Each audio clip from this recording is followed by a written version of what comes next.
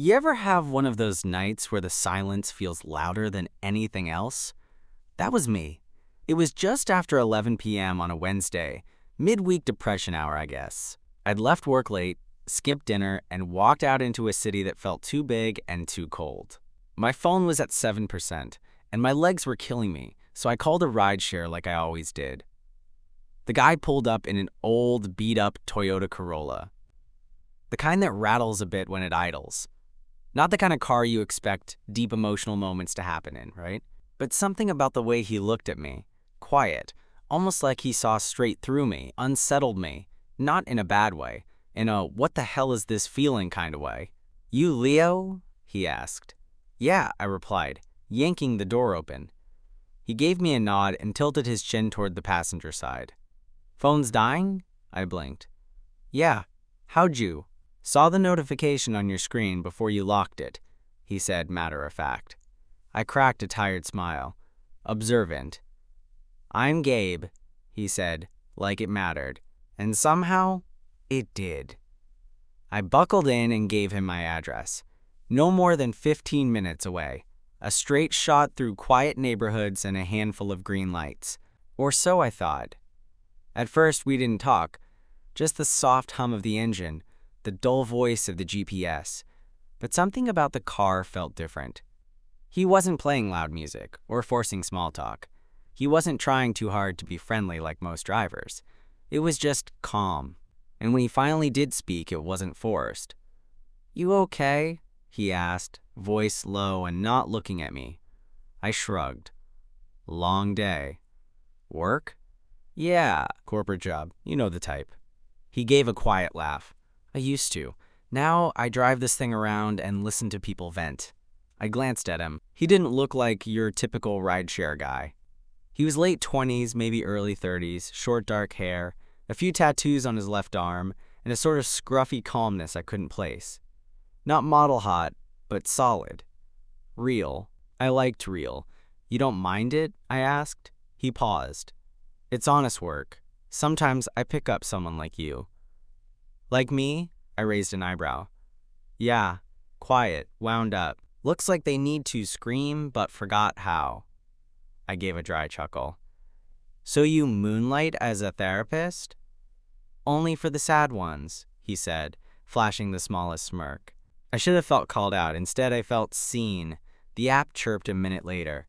"Your destination is on the right." He slowed the car outside my building. I reached for my wallet, but then he did something that caught me completely off guard. He reached over, tapped his screen, and ended the ride before I'd even unbuckled. I blinked. Are you?" "Off the clock," he said. "Don't worry about the fare." I hesitated. "Seriously?"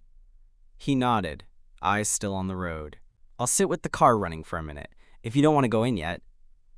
I didn't know what to say. I just stared at him. "Sometimes it's easier not to be alone," he added. And that's when I cracked a little. Just enough to say, "You want to come in?" His eyes finally met mine. "You sure?" I wasn't, but I nodded anyway. "Yeah," I said, "I'm sure." And just like that, Gabe parked the car, turned off the engine, and followed me up the stairs. I honestly didn't expect him to follow me in. I opened the front door of my apartment, half expecting him to pause, make up some excuse, and back out. But Gabe walked in like he wasn't stepping into a stranger's life. Like we'd done this before, like it was normal. He looked around, taking in the place. It wasn't much. Just a one-bedroom with cheap furniture and a plant I was trying, and failing, to keep alive. "Nice," he said, kicking his shoes off near the door. I let out a breath I didn't know I was holding. "You want something?" "I've got beer, maybe some vodka buried in the freezer." He raised an eyebrow.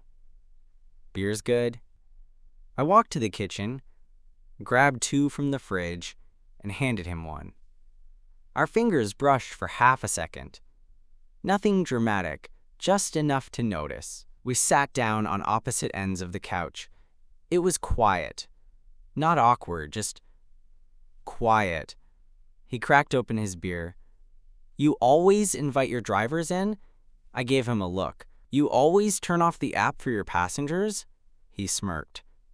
"Touché," I took a sip and leaned back. The tension I'd been carrying all day was still there, but it had shifted. Less heavy now, more electric. "So what's your story, Gabe?" I asked. "Besides driving people around at night and being weirdly good at reading strangers." He glanced at me sideways. "That's what you think of me? Weird?" "Maybe not weird, just not what I expected." He nodded slowly, like he got that a lot. "Was doing HVAC installs before this. Warehouse work before that. Got laid off 2 years ago, started driving to make ends meet, stayed for the weird conversations." I tilted my head. "And now you're just drifting?" He shrugged. "I like people, even the messy ones. Especially the messy ones." I looked away at that. "Guess that explains why you followed me upstairs," I muttered. He didn't respond right away. Just took a slow sip of his beer, then said, "You didn't really want to be alone tonight, did you?" I froze, not because it was some grand revelation, but because he was right. I didn't want to be alone. I hadn't realized how much until right now. "No," I said quietly. "I didn't." He leaned back into the couch. "Ex?" I blinked. "What makes you think that?" Again, I'm good at reading people. I stared at the ceiling. Not exactly. More like, everyone around me is getting their life together, and I'm stuck in this job I don't care about, in this apartment I can barely afford, pretending like I'm fine. He didn't say anything, just let the silence fill the space. After a minute, I heard him set his beer down and shift closer on the couch. Not a lot, just enough that our knees were almost touching. "You don't have to pretend," he said softly. "Not with me." There was something about his voice in that moment, low, steady, not asking for anything, just offering space. It felt like an invitation, not a trap. I looked at him, really looked. His face was calm but open, curious, not pushy. And those brown eyes. Damn, they were patient. I let out a shaky breath. I don't usually do this. Invite strangers in. He gave a half smile. "I'm not really feeling like a stranger right now." Neither was I. Something about him felt familiar, like I'd met him in a dream I forgot I had. Or maybe I'd just been so lonely for so long that any kindness felt like recognition. "You got someone?" I asked, before I could stop myself. Gabe looked at me for a second, surprised maybe, then shook his head. "No. Had a guy a few years ago. Didn't end well."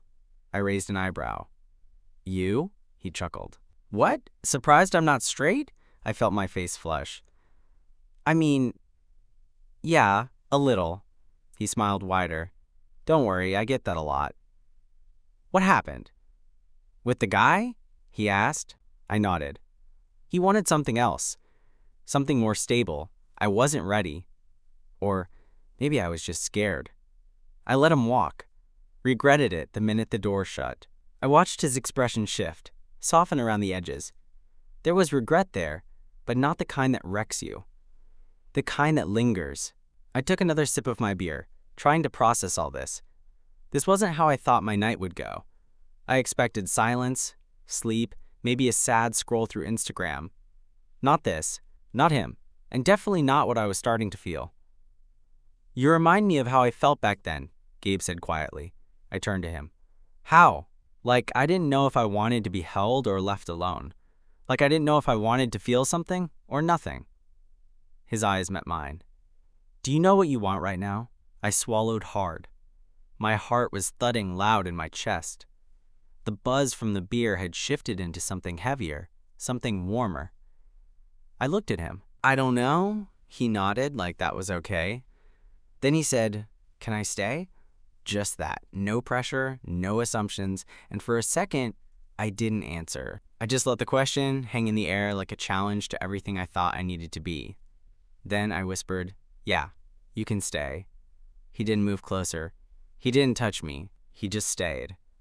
And for the first time in a long time, I didn't feel alone. I didn't know what I expected when I said he could stay. A part of me assumed he'd make a move. Another part assumed he'd get bored and leave. But Gabe surprised me by doing neither. He just stayed. On the couch. Next to me. He didn't ask for more, didn't reach for anything. He just talked. We went through another beer each, and then we just sat there, in that stillness that feels earned, like the kind that only happens when both people are done pretending. You ever think about just leaving? I asked, eyes on the ceiling. Like disappearing? Yeah, selling everything, moving to a small town, starting over. Gabe let out a breath. More than once, I looked over at him. What stopped you? He gave a soft shrug. You can leave the place, but you can't always leave yourself. That one hit harder than I expected. We drifted into silence again, the kind that buzzes with meaning. Eventually, I stood and stretched. It was after 1 a.m. My back ached from sitting too long. My phone was completely dead now, and the room was dim, lit only by the amber glow of the kitchen light I always forgot to turn off. You can crash here, I said, nodding toward the couch. It's not much, but it beats driving around all night. You sure? He asked, almost too quickly. I nodded. Yeah. You've got that look like you need the rest. He laughed quietly. That obvious? Kind of. He stood too, slow and deliberate, then reached down to untie his boots. I grabbed him a spare blanket and pillow from the hallway closet, dropped them on the couch beside him. You need anything else? I asked. He looked up at me, and for the first time all night, he seemed hesitant. Can I ask you something? Sure. What would you have done if I kissed you earlier?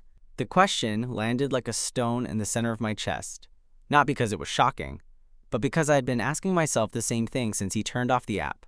I don't know, I said honestly. He nodded, accepting the answer. No pressure in his eyes, just quiet curiosity. Okay, he said, that's fair. I turned away then, heart thudding a little too fast, and mumbled a soft goodnight as I stepped toward my bedroom. I half expected him to call after me. He didn't. I lay in bed staring at the ceiling for what felt like hours. My body was exhausted, but my mind was wired. Every word, every glance, every unsaid thing replaying on a loop. Was this just a strange, emotionally charged blip? Or had I just invited a near stranger into the quietest, most vulnerable part of my life? And why did it feel okay? I eventually drifted off, not fully asleep, just hovering in that restless gray area between dreaming and thinking. And sometime around 3 a.m., I heard the soft creak of the floor outside my door. Then a gentle knock. I sat up, unsure if I'd imagined it. Yeah, I called, voice dry from sleep. It's me. Gabe's voice came through, low. Sorry, I just can't sleep. I slid out of bed and opened the door. He stood there shirtless, sweatpants hanging low on his hips, hair slightly messy. His eyes were tired but calm. I'm not trying anything, he said quickly. Being out there felt weird. Alone, I mean. I stepped aside. He walked in slowly, not like someone entering a stranger's bedroom, but like someone walking towards something they didn't quite understand yet, but wanted to. I got back into bed without saying anything, and after a second, he climbed in too, staying on top of the covers. I didn't correct him. I didn't reach for him. Neither of us did. We just lay there, two guys, in the dark, in a bed that suddenly felt a lot smaller than it did an hour ago. I can go if this is too much, he said softly. No, I replied, surprising myself with how fast it came out. Stay. We didn't touch. Not that night. But sometime before the sun came up, I felt the weight of his arm brush against mine. And I didn't pull away. I woke up to the sound of the city outside. Buses, voices, the occasional honk. Life carrying on like it didn't know something strange and kind of intimate had happened in my apartment last night. The light was soft, that early gray blue that comes before full daylight. My phone was still dead on the nightstand, so I had no idea what time it was. But I knew two things instantly when I opened my eyes. One, I hadn't imagined it. Gabe was really in my bed. And two, we'd shifted at some point in the night, because now he was facing me. Still fully clothed, still on top of the blanket. But our foreheads were maybe a few inches apart. His breath, slow and warm, brushed across my face with every exhale. One of his arms was tucked under his head, the other resting loosely on his chest. I could have stared for hours.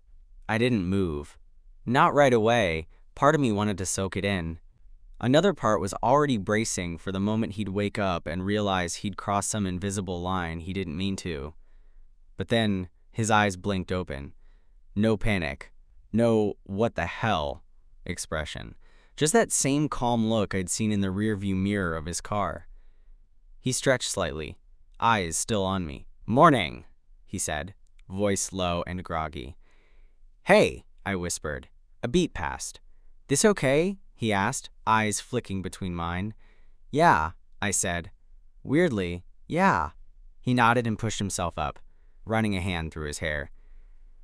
"Didn't mean to pass out like that." "Didn't mean to invite you in either," I replied.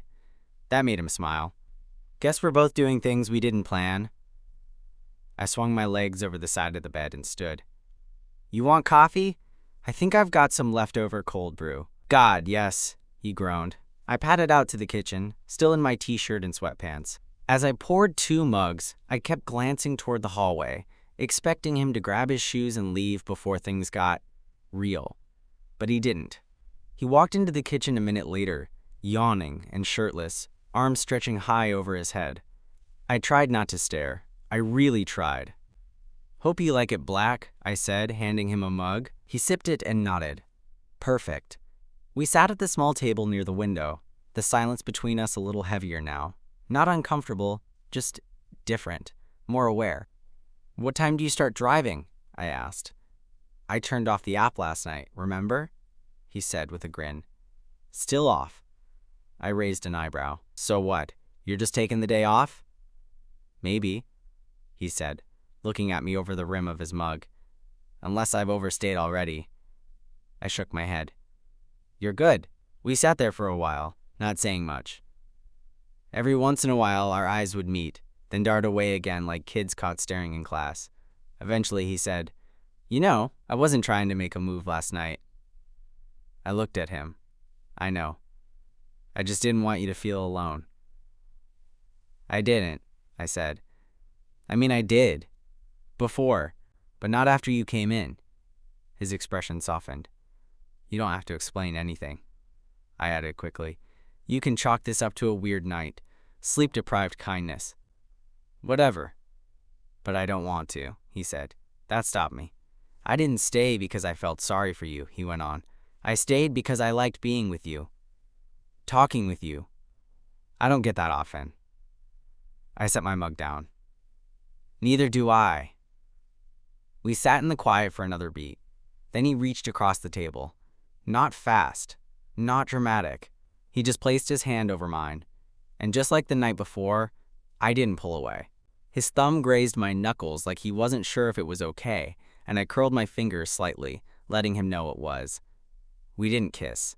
We didn't even move closer, but it felt more intimate than either of those things. It felt like beginning something neither of us had a name for yet. After breakfast, the apartment felt different. Not just because Gabe was still there, but because he didn't seem in a rush to leave. Most people, even friends, get twitchy after a night on someone's couch. They look at the time, check their phones, make excuses about needing to get home or start their day. Gabe didn't. He stretched on my living room floor while I picked up the beer bottles from last night. He made jokes about my sad little plant in the corner, asked if I named it. I hadn't. He even helped fix the squeaky hinge on my bathroom door after I mentioned it offhand. By the time noon rolled around, I found myself checking the clock, not because I wanted him to leave, but because I didn't want the day to end. "You hungry?" I asked, leaning against the kitchen counter. He looked up from where he was fiddling with the loose corner of my coffee table. "I could eat. I have eggs, maybe enough bread for toast." He stood and stretched again. "Can I take you out instead?" I blinked. "Out? Like, out? Out?" He smirked. "Yeah, you know, into the world, where people eat food that isn't 5 days past its sell-by date." I gave him a mock glare but smiled. "Sure, let me change." I threw on jeans and a clean shirt while he waited near the door. Something about the way he stood there, like he'd always belonged in my hallway, arms crossed casually, his gaze following me but not in a pushy way, made my chest tighten a little. The ride wasn't far. Just a neighborhood diner I always passed but never tried. Gabe parked across the street and we slid into a booth by the window. "Can't believe you've never been here," he said as he glanced at the menu. I shrugged. "I don't usually go out to eat alone. Now you're not alone." That sentence shouldn't have hit as hard as it did. We talked through coffee and eggs, French toast and hash browns. About everything and nothing. I learned he grew up 2 towns over, worked 100 jobs since high school, and that he never really liked sleeping in silence. Said it made him feel like his thoughts got too loud. I told him about my family, my boring office job, the ex I still thought about way more than I should. He didn't flinch at anything, just listened. And when we walked back to the car after, I realized we'd been sitting there for almost 2 hours. Neither of us said it out loud, but it felt like a date. Or something close to it. Back at my place, we kicked off our shoes and fell onto the couch like we'd just run a marathon instead of brunched. I dropped my head back against the cushion and let out a sigh. "Thanks," I said. "For what?" "For staying."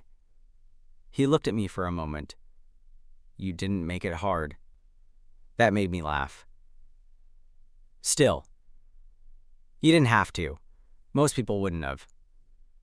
"I'm not most people," he said. I turned my head toward him. "No, you're really not." The room got quiet again, but not heavy. Just full. He was sitting closer to me now, one leg tucked under the other, his arm resting on the back of the couch behind my shoulders. My heart started picking up in that way it does when something's about to happen. And then, softly, he asked, "Can I?" I didn't need to ask what he meant. I just nodded. He leaned in slowly, giving me time to pull away. But I didn't. I didn't even blink. His lips brushed mine. Not hard, not hungry, just soft and warm and patient. Like he was saying, "I'm still here." We didn't rush it. No hands grabbing at shirts, no scrambling to turn this into something physical. We just kissed. Once. Then again. A little longer the second time. When we finally pulled apart, his forehead rested against mine. "I wasn't sure if you wanted that," he said. "I wasn't either," I whispered. "But I'm glad it happened." He smiled. "Me too." And then we just sat there, leaning into each other, like two people who hadn't figured out what came next, but were both, finally, okay with not knowing. The next few hours passed in that strange blur where time doesn't feel linear. It was like once we kissed, everything slowed down but got sharper at the same time, like I could feel every breath, every shift in the air, every glance he gave me even when I wasn't looking. We stayed on the couch, shoulder to shoulder, heads leaned back, quiet. He'd rest his hand lightly on my thigh every now and then, not grabbing, just resting, like it was the most natural place in the world for him to be. And I didn't want to move. I didn't want him to. But somewhere around mid-afternoon, reality crept back in. My phone had finally charged enough to blink on, and when I checked it, I had 2 missed work calls, a couple Slack messages, and a calendar alert that I was ignoring in the background of my guilt. I felt him glance over. "You good?" "Yeah," I said, though I didn't sound convincing. "Just work stuff." He gave a soft hum and leaned his head against my shoulder. "You need to go be a responsible adult?" "I don't want to." "That's not a no," he said, teasing. I sighed. "I should probably send a message at least." He sat up slightly, giving me space to move, but he didn't stand. "Go ahead. I'll be here." And I believed him.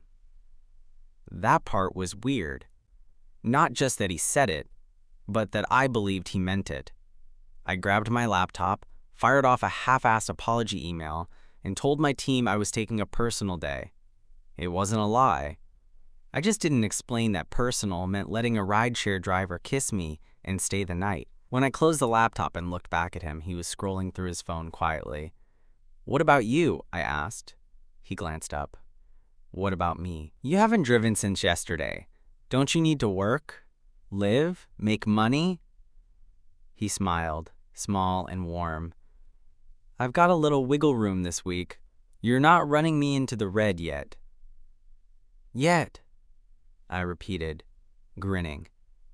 He leaned forward, elbows on his knees. Truth?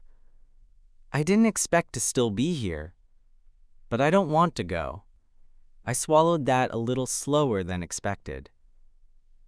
What does this mean? I asked, instantly hating how unsure I sounded. He didn't laugh, didn't flinch. Instead, he reached for my hand again, thumb brushing over my knuckles. I don't know. I don't have a 5-step plan. I don't even know what this is for you, he said. But for me, it's something. It feels different, real. I looked down at our hands. His were rougher than mine, calloused in places, but they held mine like they knew what they were doing. It doesn't feel temporary, I admitted. No, he said. It doesn't. He shifted closer again. Not all the way. Just enough that I could smell his skin and that faint bit of fabric softener on his shirt. He kissed me again. Slower this time, more certain. And when our foreheads pressed together again, I let my eyes stay closed. We stayed like that for a long time. No words, no pressure, just warmth. Eventually, the hunger came back, the physical kind this time. My stomach growled loud enough to interrupt the moment and make us both laugh. You keep skipping meals like this? He asked. Only when I'm kissing guys who used to be strangers. He grinned. I'll cook, I blinked. You cook? Not well, he said, already heading toward the kitchen. But I'll try not to burn your place down. I leaned back on the couch, watching him open cabinets like he lived there. And it didn't feel weird. It didn't feel fast. It felt easy. He cooked scrambled eggs and toast because that's what we had. I made a salad out of whatever was left in the fridge. We ate on the floor in front of the couch like two broke college students, which honestly felt better than anything else we could have done. Later that night, after another movie and too many Oreos, we were both sitting on the couch again, legs tangled, his head resting lightly against mine. Do you want me to stay again? He asked, voice quiet. I didn't hesitate this time. Yes. He nodded, satisfied. And in that moment, with the soft glow of the lamp, the quiet hum of the fridge in the background, and his breath steady beside me, I let myself believe this wasn't a one-night detour. This was the start of something. And whatever it was, I wanted it to keep going. By the time Gabe stayed over again, it didn't feel like a big decision anymore. It felt like a given. We didn't even talk about it. After we finished the dishes, yes, we actually did the dishes. We brushed our teeth side by side in my tiny bathroom, like we'd done it a dozen times before. There was something weirdly comforting about watching him spit into my sink, rinse, and then wink at me through the mirror like we were in a low-budget rom-com. You taking the couch, or? I started to ask, leaning against the doorframe with my towel still around my neck. He raised an eyebrow. Do you want me in your bed? I didn't blink. Yeah, then that's where I'll be. Simple as that.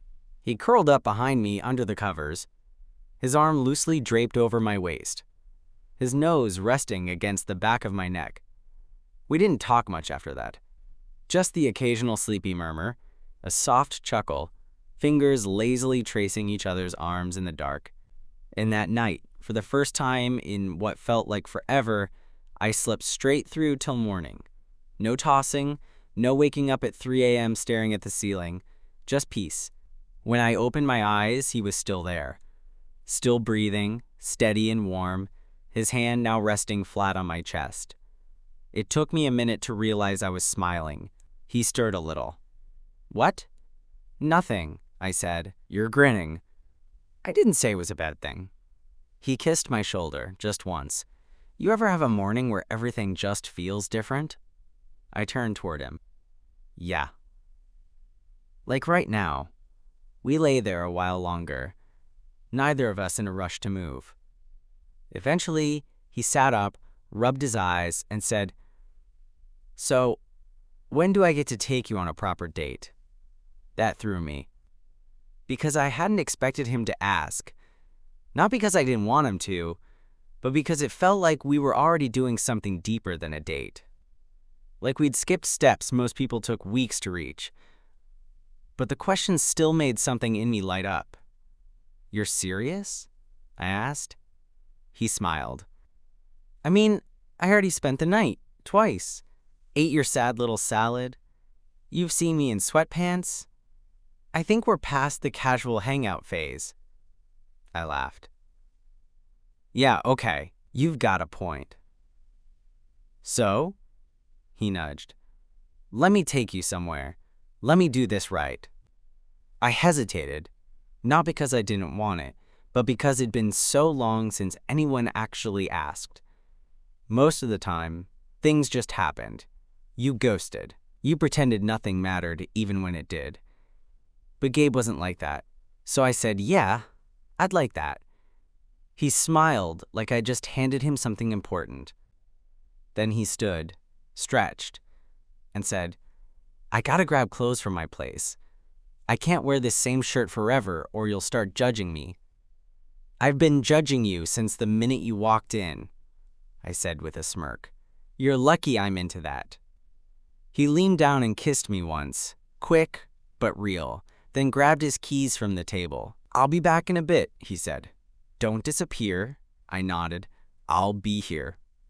He paused at the door, then said, "Hey, you're not just a one-night story to me, okay?" I looked at him, heart thudding a little louder than I expected. "Good, because I'm not looking to be one." And with that, he left. The door clicked shut behind him, but the space didn't feel empty. Not this time. Gabe was gone maybe 40 minutes. That's it. But in that time, I cleaned the apartment like I was meeting someone's mom for the first time. I changed my sheets. I tidied the coffee table. I even tried to fix the weird flickering light above the stove and failed miserably. There was no logic to it. He'd already seen the mess, the crumbs, the half-dead plant in the corner. But somehow, now that things were real, I wanted to show him my version of effort. Not perfection, just care. When he came back, he had a small duffel bag slung over his shoulder and a coffee in each hand. "I bring gifts," he said, kicking the door closed behind him. "You brought coffee," I grinned, taking one. "And," he said, setting down the bag, "I brought clean underwear. So this isn't me squatting, it's just an extended visit." I tried not to smile too hard, but I failed. We settled back into the same rhythm, like nothing had changed. But everything had. He was here now, and he wasn't just a guest. It wasn't about crashing or company. It felt like something new was starting. Something neither of us had planned, but both of us were leaning into, hard. That night, we went out. He didn't take me anywhere fancy, just a quiet spot near the river with food trucks lined up in a crooked row and picnic tables overlooking the water. It was chilly, but not unbearable. He tossed his jacket over my shoulders without asking. "You do that for all your rideshare passengers?" I joked, tugging it around me. "Only the cute ones who let me sleep over." We sat under a string of mismatched lights, eating greasy burgers and laughing at dumb stories from our pasts. He told me about a delivery job, where he accidentally dropped a client's brand new TV down a flight of stairs. I told him about a high school boyfriend who dumped me via Post-it note and spelled my name wrong on it. Everything about it was stupid and simple and somehow perfect. And when he walked me back to my apartment afterward, fingers brushing against mine as we crossed the street, I realized something. I wasn't waiting for the other shoe to drop. I wasn't waiting to be ghosted or shrugged off or turned into a casual what if. I was just in it. We got inside, kicked off our shoes, and without a word fell onto the bed. Not rushed, not wild, just close. He kissed me, slow and deep, his hands steady against my hips. There wasn't a trace of hesitation. Not in him, not in me. It was the kind of night that didn't need music or candles or perfectly folded sheets. It didn't need to be anything more than two guys who'd stumbled into each other's lives and said quietly, "I'm staying." After, we lay tangled under the covers, chests rising and falling together, skin warm and soft in the low light. "I should have dropped you off that first night," he whispered into the curve of my neck. "Why?" "Because then I wouldn't have stayed," I smiled. "And that would have sucked." "Yeah," he said. "It really would have." I turned to face him. his eyes half closed, his lips curved just slightly. "You still have the app off?" I asked. He reached for his phone on the nightstand, turned the screen toward me. The rideshare app was still closed, still paused. "Guess I'm off duty," he said. "For how long?" He looked at me. No smirk, no joke. "As long as you want me to be." I didn't answer. I just kissed him again, and that was enough.